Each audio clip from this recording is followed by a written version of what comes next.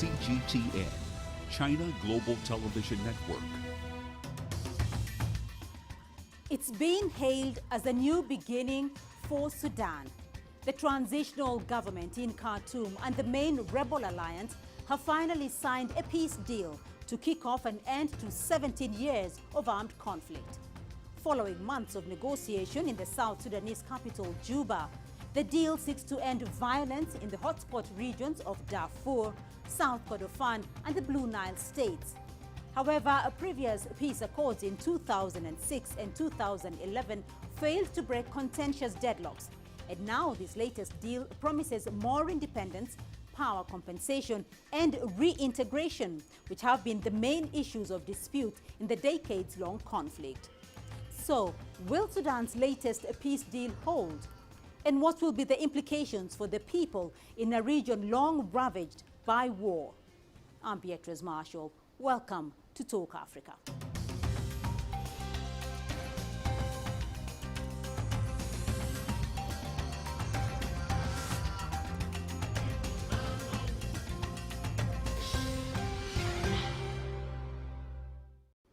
Now, a final peace agreement is scheduled to be signed on the 2nd of October in Juba, South Sudan.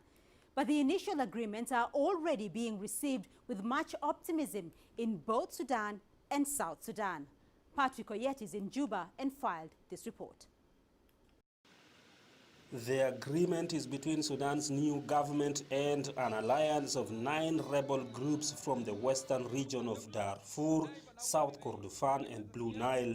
The deal includes a security arrangement that dictates that opposition forces be integrated into Sudan's armed forces.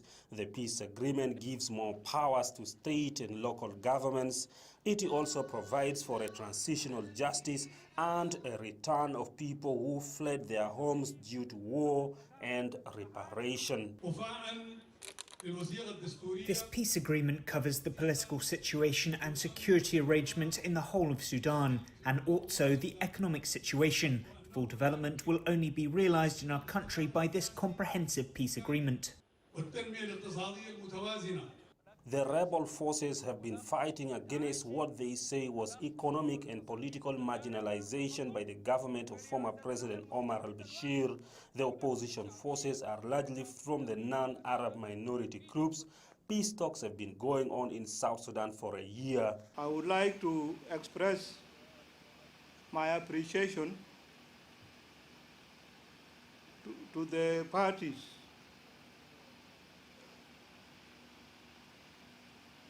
for accepting the call for a just and peaceful settlement of the conflict through political dialogue, and for accepting our offer for mediation. The United Nations says about 300,000 people have been killed in Darfur since rebels took up arms there in 2003. Sudan's transitional government says it is committed to ending violence in the country. Previous peace deals fell through, and some analysts say the implementation of the current agreement could also be a challenge. South Sudan's government is urging support for Sudan's peace deal implementation from the international community, and so far, the United Nations says it is behind the process. The Sudanese conflict was complex, with many opponents fighting each other and their main rival, the Khartoum government. However, many of the former warring parties now say that's behind them, and the deal is giving hope to many that it's possible to achieve lasting peace in the region.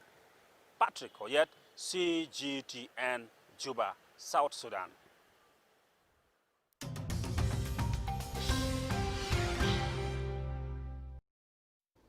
And to bring us up to speed with the latest developments in Sudan's pursuit for lasting peace, in Nairobi, I'm joined by Dr. Hassan Khaneje. He's the director of the Horn International Institute for Strategic Studies. Maslov Andre is joining us from Moscow. He is the director for the Center of African Studies at the Higher School of Economics. Gentlemen, thank you for joining us on the program. Now, the developments in Sudan have been described as historic, a new dawn for Sudan. Dr. Haneje, Sudan's main rebel alliance has agreed on a peace deal with the transitional government in a move that many have described as historic. How historic is this, and why is it so? I think this move is historic in the sense that, number one, this is a peace process that is entirely organic and locally led, as opposed to previous processes that have been largely been guided by external powers or external partners. And so it promises, it holds a lot of promise with regard to durability and sustainability of it, because it was made largely by the Sudanese people themselves, of course, under the auspices of the South Sudan in Juba. And so compared to the previous arrangements and interventions, I think in the history of peacemaking generally, it's only when parties themselves take the lead in the process that actually or only then can you be able to achieve a sustainable and durable peace. And I think that is why a lot of people are hopeful that this time around the current peace deal is going to stick. Talk to us about that hope, Dr. Haneje, that this time around the peace is going to prevail, because it is not the first peace agreement that has been signed in Sudan. Where is that optimism coming from, that this time around it's going to be different? Firstly, the previous attempts, for instance, have not entirely been accommodating. There are some rebel groups or coalition of them which were actually left out, or they simply resisted, joining part of it. There were a number of things that need to be included when it comes to integration, when it comes to refugees, when it comes to addressing some of the historical injustices that are normally necessary for a country that is coming from conflict to heal, that were never addressed. And so this current peace deal promises to address a comprehensive range of issues that are actually a lot of parties that were reluctant to support the process previously. Right now, they're finding that they're finding a reason to be able to support this current peace deal, because a number of their questions have been answered, at least largely. Maslov, let me get your thoughts on that right moment in Sudan, because the negotiations began soon after the ouster of former leader Omar al-Bashir. Did that ouster of the former leader play a major role in the, in the politics of Sudan as we know today, and in the politics of the Sudan prior to the beginning of the peace negotiations in Sudan? Definitely, there is some, link. There is a link between these events, but honestly, I don't want to overestimate the role of ousting of Mr. Bashir as a president of Sudan. The UN sanctions still exist, and even even more, the US sanctions affect the Sudanese government even now, after the ousting of President Bashir, which was peaceful and which was not an outcome of any civil conflict. It was an internal matter of Sudan, basically. The decision to remove him, and there were no civil conflict behind this decision to change the leadership in Sudan. So now it depends on how the international community, how it will react on this development. Right. In Sudan did not lead to any mass victims and any civil conflict in the country. So this is very important to understand, that this was the peaceful development. Now, what is important now is that this peace process is the investment process. So the government needs to invest money into this, to reintegration of the former militants to the regular military. The government needs to invest money in the military itself, for them not to feel themselves excluded from the process as well. And they need the international sanctions to be removed from the country, and the government institutions to be stronger to maintain this process. Because the government institutions are the first ones responsible for the success of this story. So if the ousting of Mr. Bashir somehow facilitated the process of negotiation between the government and rebels, it means it worked. But this conflict in Sudan is an internal conflict. It's not something introduced from the outside, and the solution is also should be internal, I believe. So the role of international community is to maintain the process financially and open up opportunities for the Sudanese economy to participate in the global trade, especially now in the circumstances of economic downfall. Let me explore the economic aspect of it and come to you, Dr. Khaneja, because you talked about this whole question of marginalization as having been a major factor in prolonging the war in Sudan. Now, politically, though, the agreement itself contains a timeline that, if implemented, could bring the rebels into the mainstream government. We have seen a similar situation happening in South Sudan, but that hasn't really stopped the crisis in South Sudan. Is this adequate, though, to bring peace to Sudan?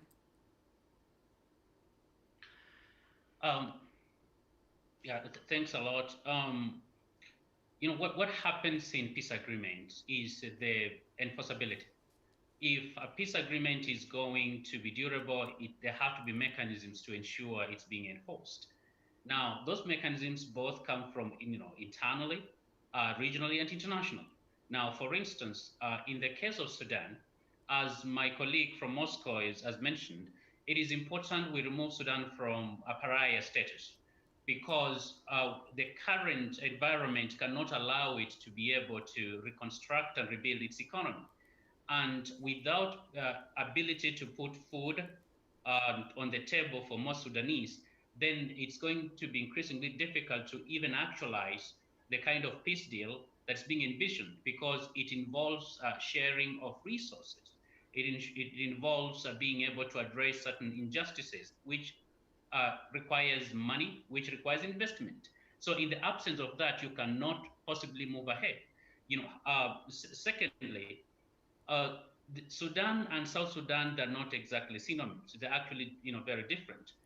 South Sudan is a fairly new country, and it was, I would call, a political experiment, which, of course, we didn't exactly get it right from the beginning. And people who are keen observers of South Sudanese even constitution itself from 2011, we knew it had issues that were contradictory, that were going to bring problems. But I think what is critical is the partners who are going to work with Sudan and the main parties in this process.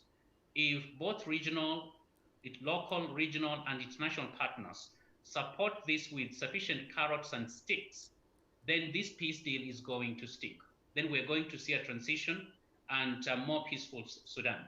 But if, for instance, the region and the parties and the international community takes their eyes off that and do not realize the responsibility that befalls on them in supporting this arrangement to make sure it sticks, then it's going to be increasingly difficult.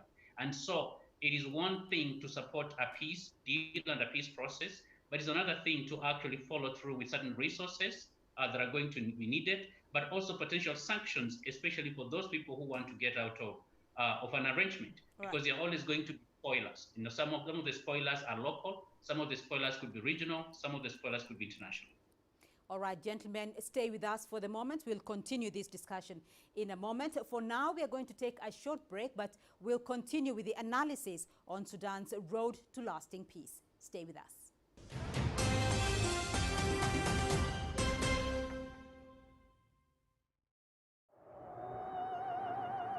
Life moves pretty fast.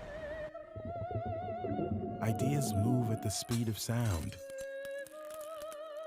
Technology moves at the speed of light. If you don't filter out the noise, you might miss the details. We pay attention to the details because they matter, showing you a different perspective. See the difference.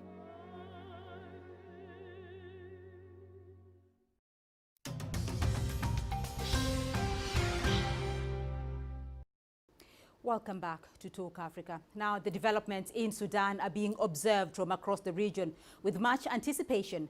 Earlier, our correspondent spoke to Shuit Voldemichael, a senior researcher at the International Institute for Security Studies, for her assessment of the situation. Let's listen in to that interview.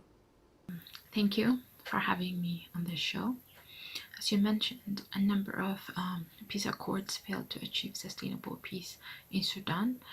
They failed mainly because of three reasons. First is that these agreements were rejected by a number of armed groups. For instance, the 2006 Darfur Peace Agreement was rejected by the Sudan Liberation Movement led by Abdul Wahid al-Noor and the Justice and Equality Movement on the grounds that it did not address the root causes of the conflict. In 2011, the Doha Document for Peace in Darfur saw a number of groups under the Liberation and Justice Movement join the government, but this agreement was again rejected by major rebel groups, including the Justice and Equality Movement, the Sudan Liberation Movement led by Mini Minawi, and the Sudan Liberation Movement led by Abdul Wahid al-Noor. The peace processes failed in the past is because the government failed to honor these agreements. For instance, provisions of the 2005 Comprehensive Peace Agreement calling for popular consultations intended to give South Kordofan and Blue Nile their say on how they want to be governed were never completed. There were other framework agreements for peace signed, for instance, in 2011 with the Sudan People's Liberation Movement North, and in 2016 another roadmap was signed with some members of the SRF under the two-track process for Darfur and the two regions. The agreement committed parties to an inclusive dialogue and outlined the agenda for future negotiations, but the roadmap was never implemented.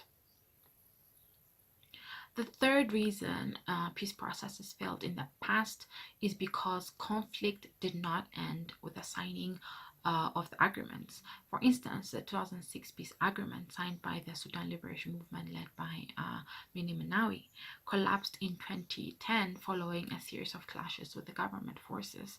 And in 2010, the Doha Agreement signed between the Justice and Equality Movement and the government collapsed following the assassination of the armed group's leader, Khalil Ibrahim.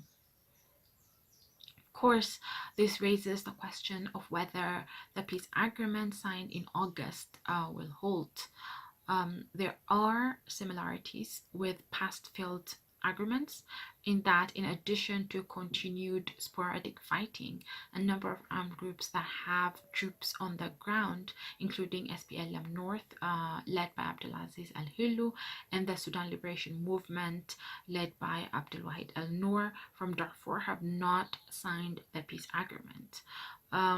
Therefore, implementing the current peace agreement when there are still armed rebel forces on the ground in Darfur and the two regions will not be easy. On the other hand, though, the circumstance under which the peace process is taking place is very different from the past. The armed groups coalition under the Sudan Revolutionary Front that signed the peace agreement last month have not been negotiating with the government. They have been fighting with. In fact, the Sudan Revolutionary Front are signatories to the Freedom and Change Political Accord of the FFC, the civilian component of the Sovereign Council currently leading Sudan. So armed rebel groups are part of the revolutionary forces that helped bring about political transition in Sudan. This, however, does not mean that implementation of the peace agreement will not face challenges. The current peace deal promises quite a lot. Some of the provisions include power sharing arrangements at the national and state levels to ensure equitable representation of the different regions in Sudanese political space. including in the Sovereign Council, the Executive, the Transitional Legislative Council, and quotas for the seat of state governance. It also provides for the security arrangement and integration of armed groups into the Sudanese armed forces. It also provides for a wealth sharing arrangement and focused on giving priority in resource redistribution and restitution.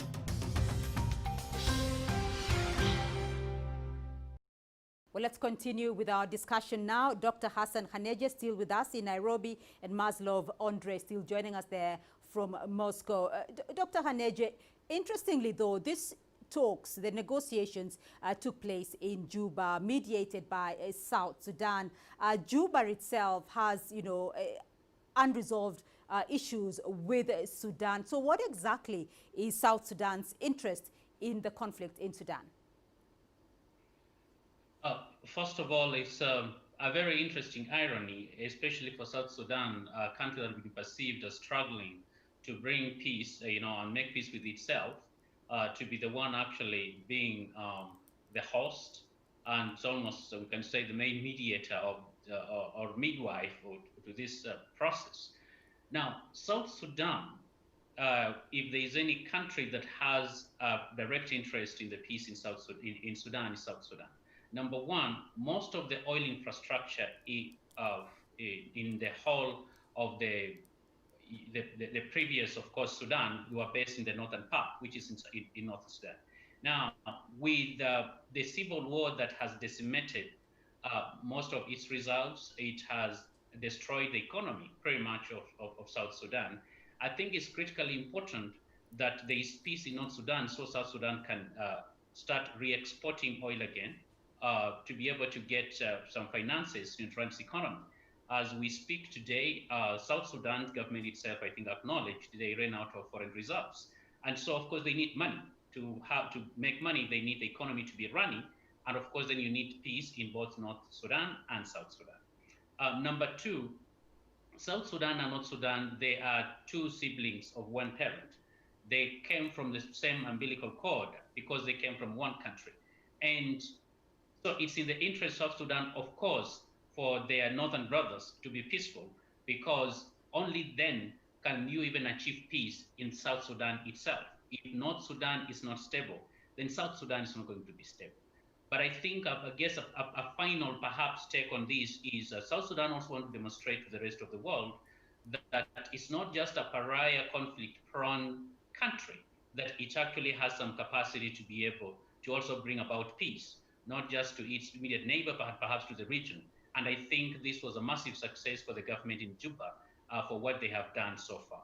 Yeah, Maslov, one of the issues that has come up in the peace agreement, when you talk about reintegration, there is going to be a reintegration of the militias, though, into the Sudan army. How practical is it to bring militia and conventional armies together? Now, this is all about economy, first of all.